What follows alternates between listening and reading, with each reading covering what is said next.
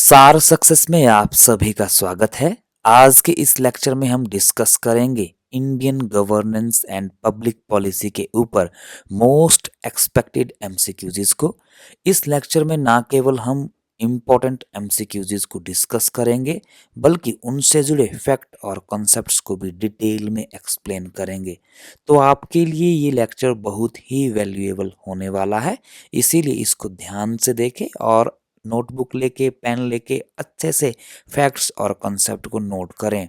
तो इसमें पहला क्वेश्चन आता है जिसमें ये कहा गया है कि according to World Bank and United Nations economic and special commission for Asia and the Pacific, what are the key features of good governance. जिसका मतलब ये है कि आपको गुड गवर्नेंस की इम्पोर्टेंट फीचर्स को देखना है जो कि वर्ल्ड बैंक और United Nations economic and special commission for Asia and the Pacific के अनुसार दी गई है। तो आपके पास ऑप्शन एक है, ऑप्शन इसमें दूसरा है, तीसरा ऑप्शन है और चौथा ऑप्शन है।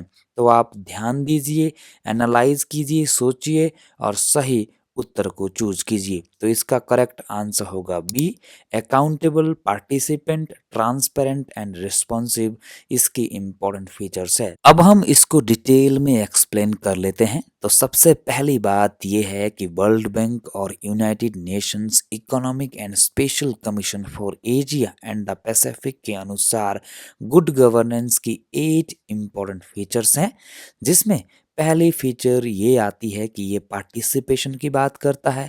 इसकी दूसरी फीचर आती है कि रूल ऑफ लॉ की बात करता है। इसकी तीसरी फीचर आती है ये ट्रांसपेरेंसी की बात करता है। इसकी चौथी फीचर आती है कि ये रिस्पॉन्सिवनेस की बात करता है और इसकी पांचवी फीचर आती है कि ये कंसेंसस ओरिएंटेड है। छठी इसकी फीचर आती है कि ये इक्विटी और इंक्लूसिवनेस की बात करता है। सातवीं इसकी फीचर आती है कि ये इफेक्टिव एंड एफिशिएंट की बात करता है और आठवीं यानी कि लास्ट फीचर इसकी आती है अकाउंटेबिलिटी। नोट करने वाली बात ये भी है कि वर्ल्ड बैंक की 1992 की रिपोर्ट में गुड गवर्नेंस और participating civil society for development के ऊपर जोर दिया गया था। क्वेश्चन नंबर 2 में आपको मैच करना है लिस्ट 1 को लिस्ट 2 के साथ और उसके आधार पर आपको जो नीचे कोड दिए गए हैं उनमें सबसे इम्पोर्टेंट कोड को आपको चूज करना है। तो ये रहे आपके कोड। तो जो भी आपको लगता है कि जो कमिटी जिसके साथ सही बैठती है यानी कि जो सही मैच होता है उसको आप टिक करें और सही कोड को आप चूज करें। तो इसका करेक्ट आंसर होगा ए। ए कैसे होगा इसको हम डिटेल में एक्सप्लेन कर लेते हैं। तो अब हम अच्छे से एक्सप्लेन कर लेते हैं। तो जिसमें पहली बात यह है कि बोहरा कमेटी को बनाया जाता है 1993 में, जो कि क्रिमिनलाइजेशन ऑफ पॉलिटिक्स की बात करती है। दूसरी कमेटी आती है कृष्णा मेनन कमेटी जो कि 1958 में बनी थी, ये पब्लिक अकाउंट्स की बात करती है। अगली कमेटी आती है पुंछी कमीशन जो कि 2007 में बनी थी, जो कि स्टेट एंड सेंटर के रिलेशनशिप को हाईलाइट करती है। और अगली कमेटी आती है ब्राउन लॉ कमेटी जो कि 1936 को बनी थी, जो कि एडमिनिस्ट्रेटिव मैनेजमेंट की बात करती है। इसके अलावा अब हम कुछ अदर कमिटीज और कमीशंस को डिस्कस कर लेते हैं जो कि आपके एग्जाम के लिए बहुत इंपॉर्टेंट है। तो इसमें पहली कमेटी आती है पॉल एप्लेबे कमेटी जो कि 1953 को बनी थी। ये बात करती है modernisation of Indian civil services की।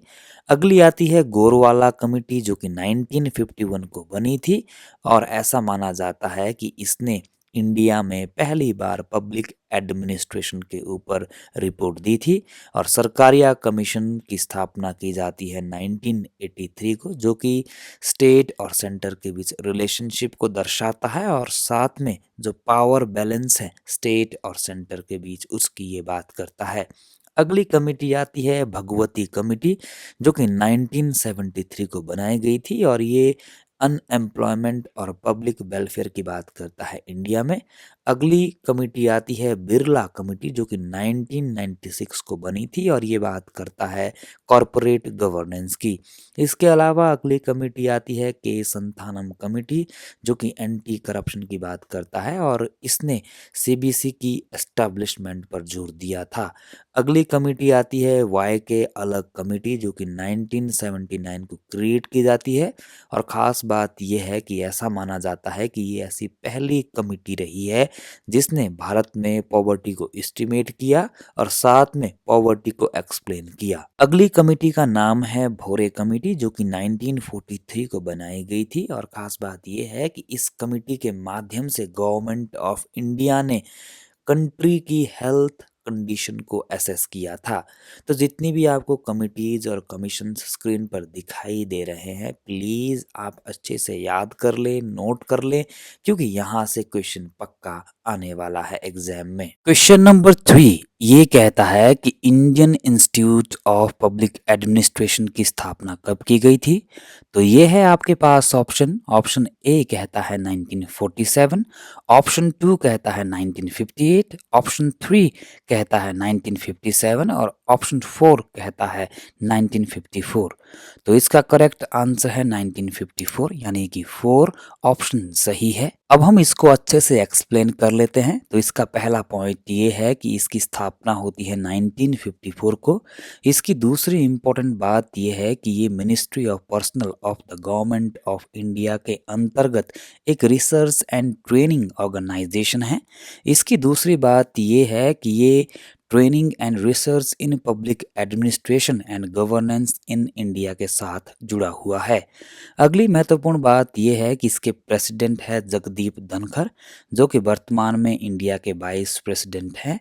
इनके चेयरमैन हैं जितेंद्र सिंह और इनके फाउंडर माने जाते हैं पॉल एच एप्लवी। क्वेश्चन नंबर 4 में अगेन आपको लिस्ट 1 को लिस्ट 2 के साथ मैच करना है। तो एक तरफ आपको योजना या फिर स्कीम दे रखी है और दूसरी तरफ उससे जुड़ी मिनिस्ट्रीज दे रखी है जिनको आपको आपस में मैच करना है। तो नीचे आपके पास कोड दे रखे हैं 1, 2, 3 और 4। तो जो भी आपको सही कोड लगता है उनको आप चुन सकते हैं। तो इसका करेक्ट आंसर है ए। इसको भी हम अच्छे से एक्सप्लेन कर लेते हैं। अब हम इन पॉलिसीज को एक एक करके डिस्कस कर लेते हैं, जिसमें पहली पॉलिसी या फिर योजना आती है उज्ज्वला योजना। तो इसकी खास बात यह है कि इसको जाना जाता है प्रधानमंत्री उज्ज्वला योजना, जिसको कि 1 मई 2016 को प्रधानमंत्री नरेंद्र मोदी के द्वारा शुरू किया गया था और इसके अंतर्गत जितनी भी बीपीएल फैमिलीज की वुमेन है उनको 50 मिलियन एलपीजी कनेक्शंस को डिस्ट्रीब्यूट किया जाना था। और इम्पॉर्टेंट बात यह भी है कि इस स्कीम को रिप्लेस किया गया था उज्ज्वला योजना 2.0 के द्वारा, जो कि 2021 में रिप्लेस की गई थी। इसकी खास बात यह भी है कि मई 2016 में ये जो उज्ज्वला योजना है इसको ministry of petroleum and natural gas के द्वारा इंट्रोड्यूस किया गया था। इसका मतलब ये है कि जो उज्ज्वला योजना है इसको ministry of petroleum and natural gas के अंतर्गत शुरू किया गया था। ये पॉइंट बहुत इम्पोर्टेंट है, इसीलिए आपको इसको अच्छे से याद रखना है। दूसरी इम्पोर्टेंट स्कीम आती है अमृत। तो अमृत का पूरा नाम है Atal mission for rejuvenation and urban transformation, जो कि एक डेवलपमेंटल मिशन है जिसको लॉन्च किया गया था प्राइम मिनिस्टर नरेंद्र मोदी के द्वारा जून 2015 में। और इसका फोकस ये है कि जो भारत में अर्बन एरिया है वहाँ पर इंफ्रास्ट्रक्चर को डेवलप करना और जो सीवेज नेटवर्क है उसको अच्छे से चलायमान करना और जो अर्बन एरियाज़ है उसमें वाटर सप्लाई को अच्छे से ट्रांसफॉर्म करना और जितने भी प्रोजेक्ट्स जुड़े हैं अर्बन एरियाज से उनको रिवाइवल करना। इसकी खास बात ये भी है कि अटल मिशन फॉर रिजुविनेशन और अर्बन ट्रांसफॉर्मेशन यानी कि जो अमृत पॉलिसी है ये ministry of housing and urban affairs के अंतर्गत काम करती है। सौभाग्य योजना को शुरू किया गया था 25 सितंबर 2017 को पंडित दीनदयाल उपाध्याय की जन्म शताब्दी के अवसर पर। इस योजना की खास बात ये है कि इसको जाना जाता है प्रधानमंत्री सहज बिजली हर घर योजना के नाम से, जो कि मिनिस्ट्री ऑफ पावर के अंतर्गत काम करती है। और इसकी खास बात ये भी है कि इसका प्रमुख उद्देश्य 2019 तक सभी लोगों को, चाहे वो शहरी हो चाहे ग्रामीण हो, उनको 20x7 यानी कि 24 घंटे 7 दिन बिजली को उपलब्ध कराना था। और इसकी खास बात ये भी है कि ये रूरल और अर्बन एरियाज़ में, यानी कि देश के जो चाहे अर्बन हो चाहे रूरल एरियाज़ हो, वहाँ पर बिजली को प्रोवाइड कराना इसका प्रमुख लक्ष्य था। अगली फोर्थ पॉलिसी या फिर स्कीम आती है उजाला। तो इस स्कीम को शुरू किया गया था 1 मई 2015 को प्रधानमंत्री नरेंद्र मोदी के द्वारा। और ख़ास बात इसकी ये है कि इसने रिप्लेस किया बचत लैंप योजना को। इसकी खास बात ये भी है कि इसका पूरा नाम है उन्नत ज्योति वाय अफोर्डेबल एलईडीज फॉर ऑल। और इसकी खास बात ये भी है कि ये जॉइंट इनिशिएटिव है public sector undertaking of the government of India energy efficiency services limited under the union ministry of power and the electricity distribution company.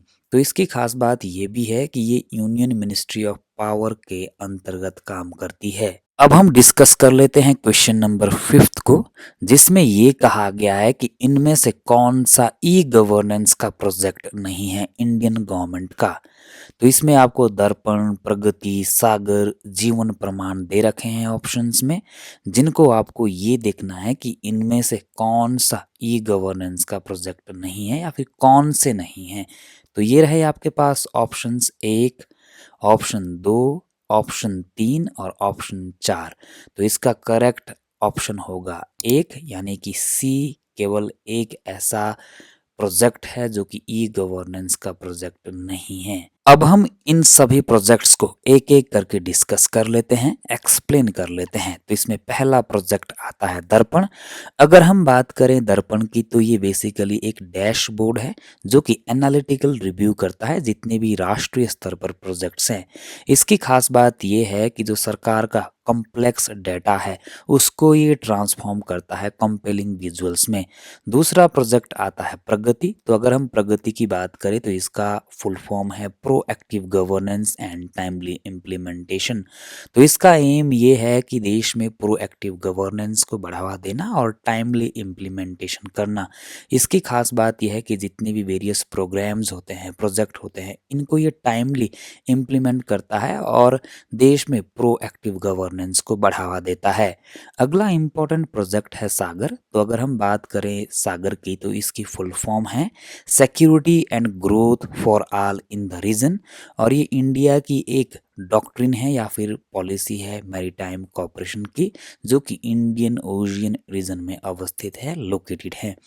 अगला प्रोजेक्ट आता है जीवन प्रमाण। तो अगर हम बात करें इस प्रोजेक्ट की, यानी कि जीवन प्रमाण की, तो बेसिकली ये एक प्रकार की मोबाइल एप्लीकेशन है जो कि जितने भी पेंशनर्स हैं उनके लिए डेवलप की गई है, ताकि उनके जितने भी लाइफ सर्टिफिकेट्स होते हैं वे आसानी से, यानी कि अपने मोबाइल में या फिर आरडी सर्विसेज के माध्यम से उनके लाइफ सर्टिफिकेट्स को जनरेट कर सकें, उनको ऐसा करने में सुविधा हो सके। क्वेश्चन नंबर 6 में आपको कुछ इंपॉर्टेंट एक्ट्स और कमीशंस दे रखे हैं जो कि transparency in governance in India से जुड़े हुए हैं। तो इन सभी एक्ट्स को और इन सभी कमीशंस को आपको क्रोनोलॉजिकल ऑर्डर में लगाने हैं, जैसे the central vigilance commission, the right to information act, the prevention of corruption act, the whistleblower protection act, the Lokpal and Lokayukta act. तो ये रहे आपके options, option 1, option 2, option 3, option 4। तो जो भी आपको लगता है सही ऑप्शन क्या है उसको आप टिक कीजिए, ध्यान से देखिए, एनालाइज कीजिए। तो इसका करेक्ट आंसर होगा 3। 3 कैसे होगा इसको हम डिटेल में समझ लेते हैं। अब हम इस क्वेश्चन से रिलेटेड मेजर पॉइंट्स को एक्सप्लेन कर लेते हैं। तो इसमें पहला पॉइंट आता है सेंट्रल विजिलेंस कमीशन। इसकी खास बात यह है कि इसको सेटअप किया जाता है गवर्नमेंट ऑफ इंडिया रेजोल्यूशन के द्वारा 11 फरवरी 1964 को on the recommendations of the committee on prevention of corruption, जिसको हेड किया जाता है के संथानम के द्वारा। इसी वजह से इस कमेटी को संथानम कमेटी के रूप में भी जाना जाता है और इसका प्रमुख उद्देश्य था एडवाइज और गाइड देना central government agencies in the field of vigilance. इसका सेकंड इंपॉर्टेंट पॉइंट ये है कि 2003 में पार्लियामेंट ने सीवीसी को स्टेट्यूटरी स्टेटस देने के लिए एक लॉ बनाया। इसका अगला इंपॉर्टेंट पॉइंट ये था कि नितूर श्रीनिवासा राव को सेलेक्ट किया जाता है as the first chief vigilance commissioner of India. और इसका इंपॉर्टेंट पॉइंट ये भी है कि वर्तमान में प्रवीण कुमार श्रीवास्तव इंडिया के चीफ विजिलेंस कमिश्नर हैं।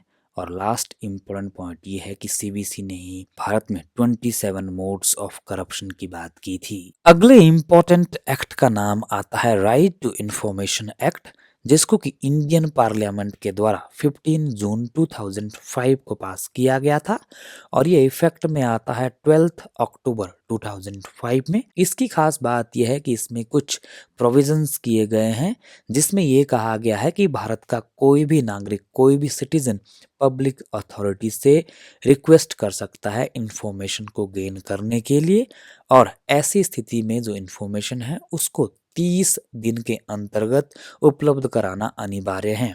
और ख़ास बात ये भी है कि अगर मुद्दा या मामला लाइफ एंड लिबर्टी से हो तो इस तरह की इंफॉर्मेशन को 48 आवर्स के साथ प्रोवाइड कराना अनिवार्य है। इसकी खास बात ये भी है कि इनिशियली आरटीआई को फंडामेंटल राइट के रूप में कोई मान्यता नहीं दी गई थी। हालांकि ये इंडियन कॉन्स्टिट्यूशन के जो फंडामेंटल राइट्स हैं, खासतौर पे freedom of expression and speech है और right to life and personal liberty है, उसको ये प्रोटेक्ट करता है। और सबसे इम्पोर्टेंट बात ये है कि 2019 में right to information amendment bill को लाया जाता है, जिसके अंतर्गत आरटीआई एक्ट के सेक्शन 13, 16 और 27 को अमेंड किया जाता है। और सबसे इम्पोर्टेंट बात यह है कि अश्विनी के सिंह केस जो कि 20 सितंबर 2020 को होता है, उसमें ये कहा गया कि राइट टू इंफॉर्मेशन एक्ट यानी कि राइट टू जो इंफॉर्मेशन है वो एक फंडामेंटल राइट है। नेक्स्ट इम्पोर्टेंट एक्ट का नाम आता है विसल ब्लोअर्स प्रोटेक्शन एक्ट। तो इसकी खास बात यह है कि 2007 में सेकंड एडमिनिस्ट्रेटिव रिफॉर्म्स कमीशन ने ये कहा था यानी कि रिकमेंडेशन दी थी कि विसल ब्लोअर्स को प्रोटेक्ट करने के लिए एक स्पेसिफिक लॉ की आवश्यकता है, नीड है। तो इसी को ध्यान में रखते हुए 2011 में विसल ब्लोअर्स प्रोटेक्शन बिल को लाया जाता है और फाइनली 2014 में ये लॉ बन जाता है। इसकी अगली इम्पोर्टेंट बात यह है कि जो ये एक्ट है ये एस्टैब्लिश करता है कि अगर कोई पब्लिक सर्वेंट पावर का मिसयूज करता है या फिर करप्शन करता है तो उसके विरुद्ध कार्यवाही की जा सकती है या फिर लोग शिकायत कर सकते हैं। और इसकी खास बात ये है कि ये शिकायतकर्ता के लिए भी सेफ गार्ड के रूप में काम करता है। और सबसे बड़ी बात ये है कि इसमें ये भी कहा गया है कि कोई भी व्यक्ति इंक्लूडिंग पब्लिक सर्वेंट ये पब्लिक इंटरेस्ट डिस्क्लोजर कर सकते हैं बिफोर कॉम्पिटेंट अथॉरिटी। अगला इम्पोर्टेंट एक्ट आता है प्रिवेंशन ऑफ करप्शन एक्ट। तो इसकी खास बात यह है कि इसको इंडियन पार्लियामेंट के द्वारा 1988 को लागू किया जाता है और इसका प्रमुख उद्देश्य करप्शन के खिलाफ संघर्ष करना था, लड़ाई लड़ना था। खास तौर पे जो गवर्नमेंट एजेंसीज है या फिर पब्लिक सेक्टर बिजनेस है इंडिया में, उनमें जो करप्शन था यानी कि जो बढ़ता हुआ करप्शन था उनके खिलाफ लड़ाई लड़ना, उनसे मुकाबला करना ही इसका प्रमुख ऑब्जेक्ट था, प्रमुख उद्देश्य था। और इसकी खास बात यह है कि ये 9 सितंबर 1988 को इनेक्ट किया जाता है। और इसकी खास बात यह है कि जो प्रिवेंशन ऑफ करप्शन एक्ट है इसने हालांकि लिमिट सक्सेस को गेन किया, यानी कि जो इसका मोटिव था, जो इसका पर्पस था, उसको ये अच्छे ढंग से नहीं कर पाया था, जिसकी वजह से 26 जुलाई 2018 को इंडियन पार्लियामेंट को इसको री अमेंडमेंट करना पड़ा और एक नया कानून लाना पड़ा। हालांकि नोट करने वाली बात ये भी है कि यूनाइटेड नेशंस कन्वेंशन होता है अगेंस्ट करप्शन 2005 में, जिसकी तर्ज पर भारत ने यानी कि इंडियन गवर्नमेंट ने 2011 में करप्शन रिगार्डिंग एक्ट को लागू किया था। अगला इम्पोर्टेंट एक्ट आता है लोकपाल एंड लोकायुक्ता एक्ट। तो इसको पारित किया जाता है 2013 में, जिसके बाद सेंटर में लोकपाल और स्टेट में लोकायुक्ता को एस्टैब्लिश किया जाता है। इसकी सबसे इम्पोर्टेंट बात यह है कि जो ये इंस्टीट्यूशंस है ये स्टैट्यूटरी स्टेटस रखते हैं, ना कि कॉन्स्टिट्यूशनल स्टेटस। और अगली इम्पोर्टेंट बात ये है कि ये अपने फंक्शन को ऑम्बुड्समैन के रूप में करते हैं और इनका प्रमुख उद्देश्य जो सर्टेन पब्लिक फंक्शनरीज होती है या उनसे जुड़े रिलेटेड मैटर्स होते हैं उनके अगेंस्ट अगर करप्शन के एलिगेशंस लगते हैं तो उनको इंक्वायर करना, इन्वेस्टिगेट करना ही इनका प्रमुख कार्य है।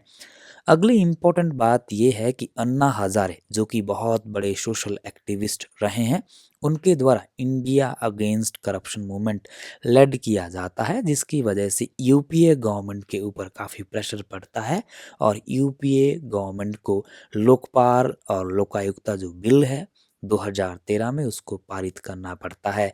और सबसे इम्पोर्टेंट बात यह है कि 1 जनवरी 2014 को इसको राष्ट्रपति की एसेंट मिल जाती है और 16 जनवरी 2014 को ये फोर्स में आ जाता है।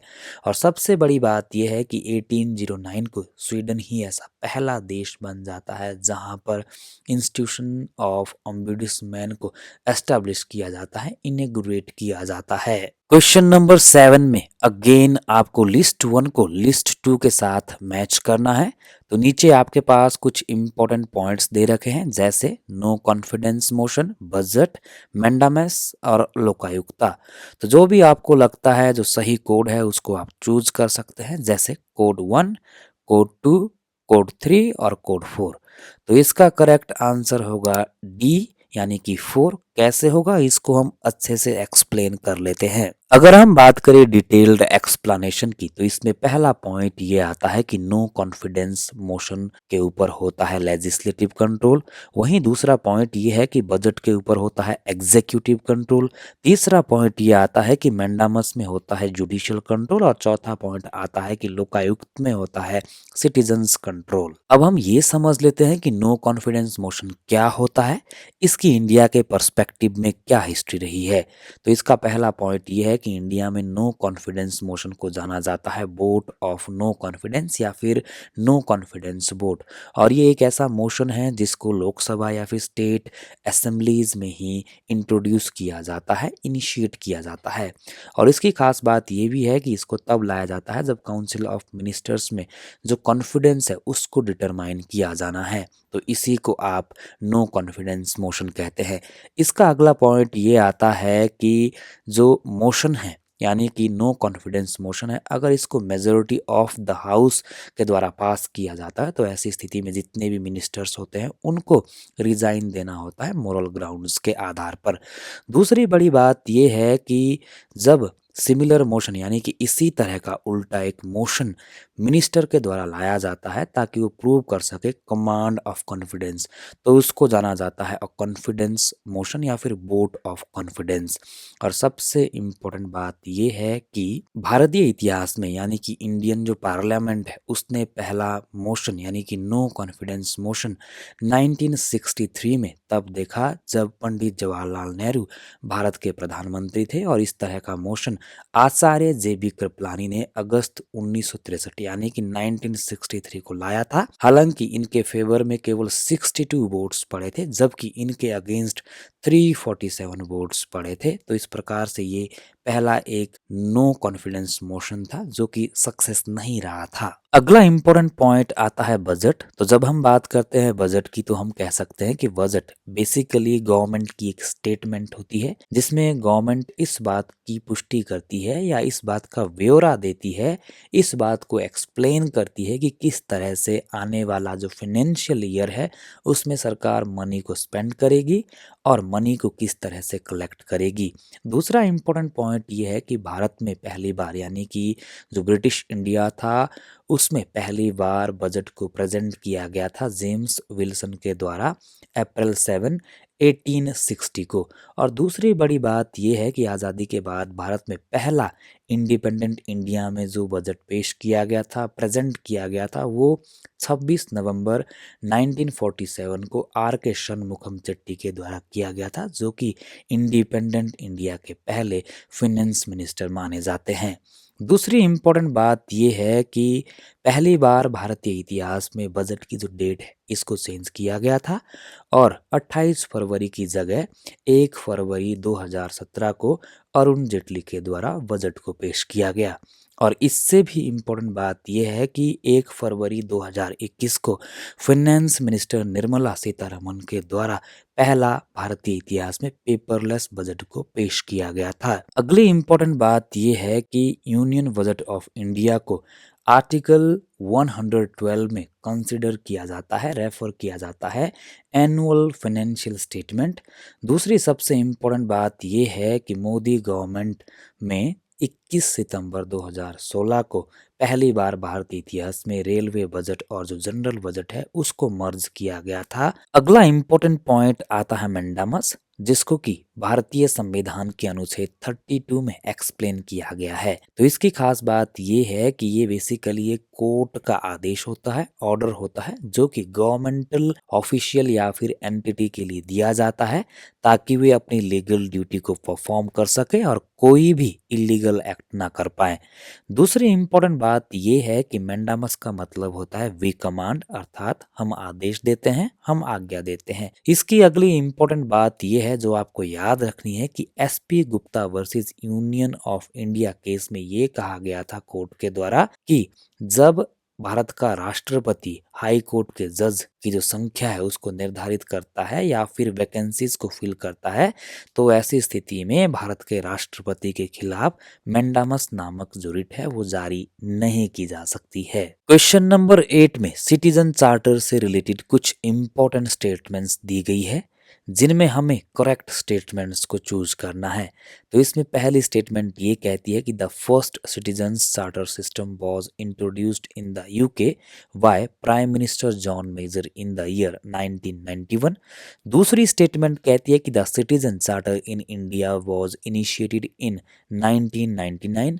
तीसरी स्टेटमेंट कहती है कि the citizen charter bill in India was introduced in 2012। और चौथी स्टेटमेंट कहती है accountability, quality, choice, responsibility, values and standards are the basic 6 principles of citizen charter. तो जो भी आपको लगता है कि जो स्टेटमेंट सही है, ट्रू है, करेक्ट है, उसको आप चूज कर सकते हैं। तो ये रहे आपके पास ऑप्शंस 1, 2, 3 एंड 4। तो इसका करेक्ट आंसर होगा 3। कैसे होगा इसको भी हम डिटेल में एक्सप्लेन कर लेते हैं। एक्सप्लेनेशन में पहला इंपॉर्टेंट पॉइंट ये आता है कि यूके में ही सबसे पहले प्राइम मिनिस्टर जॉन मेजर के द्वारा 1991 में फर्स्ट सिटीजन्स चार्टर सिस्टम को इंट्रोड्यूस किया गया था। दूसरा इसका इंपॉर्टेंट पॉइंट ये आता है कि इंडिया में 1997 को सिटीजन चार्टर को इनिशिएट किया गया था।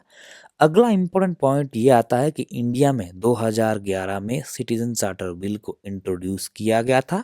और लास्ट इम्पोर्टेंट पॉइंट ये आता है कि accountability, quality, choice, responsibility, values and standard ये सारे के सारे सिटीजन चार्टर के 6 इम्पोर्टेंट प्रिंसिपल्स माने जाते हैं। क्वेश्चन नंबर 9 में development and welfare in India से रिलेटेड कुछ प्रोग्राम्स एंड पॉलिसीज दी गई है जिनको आपको क्रोनोलॉजिकल ऑर्डर में लगाना है, जैसे community development programme, integrated rural development programme, heritage city development and augmentation Yojana, Jawaharlal Nehru urban renewal mission. तो ये रहे आपके पास ऑप्शन 1, 2, 3 एंड 4। तो जो भी आपको सही लगता है कि सही ऑप्शन कौन सा है उसको आप टिक कर सकते हैं, एनालाइज कर सकते हैं। तो इसका करेक्ट आंसर होगा 2। कैसे होगा इसको भी हम डिटेल में समझ लेते हैं। अगर हम बात करें इसकी एक्सप्लेनेशन की तो इसमें पहला पॉइंट आता है कम्युनिटी डेवलपमेंट प्रोग्राम, जो कि 1952 को इंडिया में लॉन्च किया गया था। और इसका प्रमुख पर्पज ये था कि इंडिया में जो रूरल एरिया है वहाँ पर सोशल एंड इकोनॉमिक डेवलपमेंट को बढ़ावा देना। इसमें ये भी कहा गया था कि development of human resources and use of local resources को यूज़ किया जाएगा और उसकी वजह से इंडिया में ट्रांसफॉर्म किया जाएगा social economic landscape of rural India को। दूसरी बड़ी बात ये थी कि 1978 में इंटीग्रेटेड रूरल डेवलपमेंट प्रोग्राम को शुरू किया जाता है और इसको 1980 को इम्प्लीमेंट किया जाता है।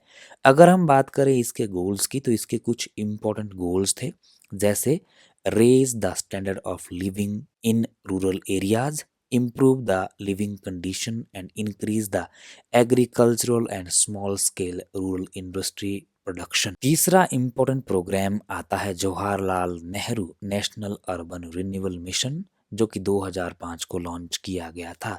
इसकी खास बात यह है कि ये बेसिकली एक सिटी मॉडर्नाइजेशन प्रोग्राम था जो कि इंडियन गवर्नमेंट के द्वारा 2005 को लागू किया गया था। तो इसके इम्पोर्टेंट गोल ये थे कि क्रिएट करना efficient, equitable and responsive city, और इसके जो मिशन थे वो दो इम्पोर्टेंट सब मिशन बनाए गए थे, जिसमें पहला था अर्बन इंफ्रास्ट्रक्चर एंड गवर्नेंस और दूसरा था basic services to the urban poor. अगली अगर हम बात करें पॉलिसी या मिशन या योजना की तो ये थी heritage city development and augmentation योजना, जिसको कि 2015 में मोदी गवर्नमेंट के द्वारा शुरू की जाती है।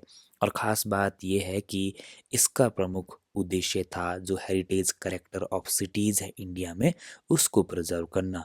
इसमें ये कहा गया कि ये जो योजना है इसके द्वारा भारत में जो सिटीज़ है, ख़ास तौर पे जो उनकी हेरिटेज है उसको सुरक्षित रखना, ताकि देश दुनिया से भारत में जितने भी लोग हैं, ख़ास तौर पे जो टूरिस्ट्स हैं, वो जो लोग हैं वो वहाँ पर आए, अधिक अट्रैक्टिव हो सके। तो सबसे बड़ी बात ये है कि जो हृदय मिशन है यानी कि जो ये योजना है इसका जो पीरियड है वो एंड होता है 31 मार्च 2019 को। क्वेश्चन नंबर 10 ये कहता है कि इनमें से कौन से कमीशन या फिर कौन सी कमिटी ने आइडेंटिफाई किया वीक गवर्नेंस को as the main reason for corruption in India. तो ये रहे आपके पास options. Option 1 first administrative reforms commission, option 2 second administrative reforms commission, option 3 central vigilance commission और लास्ट ऑप्शन यानी कि 4 ऑप्शन पुंछी कमीशन। तो इसका करेक्ट आंसर होगा सेकंड। सेकंड कैसे होगा इसको भी हम डिटेल में अच्छे से एक्सप्लेन कर लेते हैं। अगर हम बात करें इसके एक्सप्लेनेशन की तो इसका सबसे पहला पॉइंट ये आता है कि सेकंड एडमिनिस्ट्रेटिव रिफॉर्म्स कमीशन जो कि 2005 को सेटअप होता है, इसने आइडेंटिफाई किया था वीक गवर्नेंस को as the main reason for corruption in India. अब हम सबसे पहले फर्स्ट एडमिनिस्ट्रेटिव रिफॉर्म्स कमीशन को डिस्कस कर लेते हैं।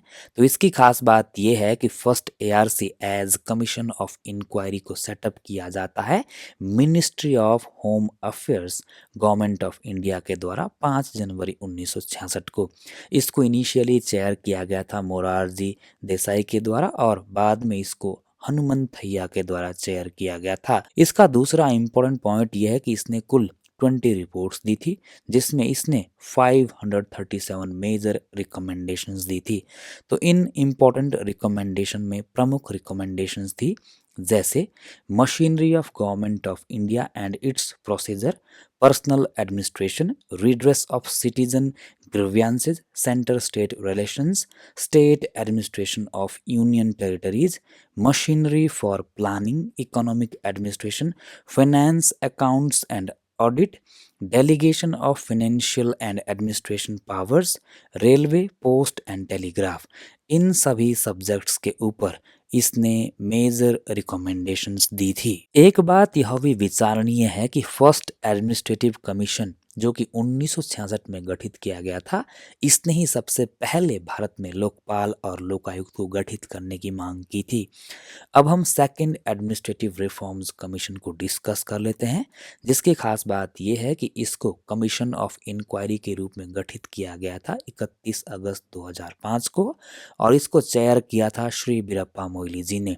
इसको गठित करने का सबसे प्रमुख उद्देश्य ये था कि भारत में जो पब्लिक एडमिनिस्ट्रेटिव सिस्टम है उसको रिफॉर्म किया जा सके। इसका अगला इम्पोर्टेंट पॉइंट ये था कि इसने कुछ मेजर सजेशंस दिए थे ताकि proactive, responsive, accountable, sustainable, efficient administration को इंडिया में सुचारू रूप से चालू किया जा सके। दूसरा इसका इम्पोर्टेंट पॉइंट ये था कि जो सेकंड एडमिनिस्ट्रेटिव रिफॉर्म्स कमीशन है इसने वीक गवर्नेंस को मेन रीजन के रूप में बताया था करप्शन इन इंडिया के लिए।